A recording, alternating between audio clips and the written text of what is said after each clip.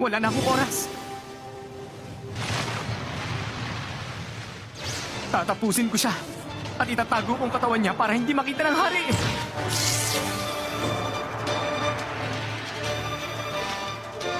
Paano niya nagawang maging ganun kabili? Sa bilis niyang kumilos, mahihirapan akong hulihin siya kahit buong kapangyarihan ko pang gamitin ko. Balak ba niyang patumbahin muna ako bago niya kunin ang target niya? Pinababa mo ang bilis at kapangyarihan mo dyan sa ginawa mo. Kung tumatakbo ka dahil natatakot ka maparusahan, hindi mo kailangan mag-alala. Patatawarin ka ng aming hari. Anong palagay mo sa akin? Madaling mauto? Halata namang balak mo talaga akong igapos sa puno at gawing isang kawal ninyo. Tama, ganyan nga. Tumakbo ka lang.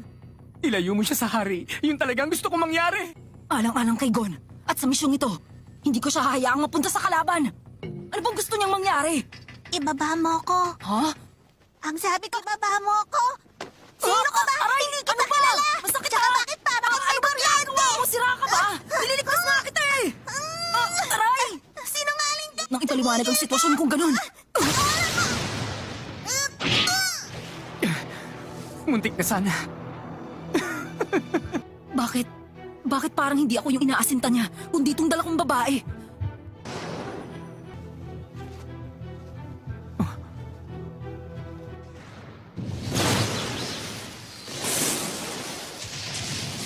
Kapag tumungtong ka sa bilog na to,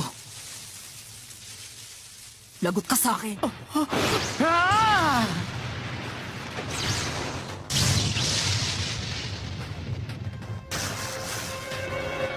Kuryente? Sige lang, dahan-dahan kitang pupulbusin. Nararamdaman ko ang pagkayamot mo. Gusto mo ba ng tulog? Don, kaya ko na pong i-dispatcha ang mga tagalabas. Parang may hindi tama. Ano pong ibig niyo sabihin? Wala nang bagay na mas importante pa sa pamumuno ninyo sa lahat ng nilikha. Hindi nawawala ang sakit. Noon, nasaan dyan ang lugar kung saan pinakamadalas akong mamalagi? Hindi maaari. Naiwan pa ron ang tabla at mga piraso ng gunggi. Kailangan kong tanggalin agad ang lahat ng yon. Sumuko na lang ba siya?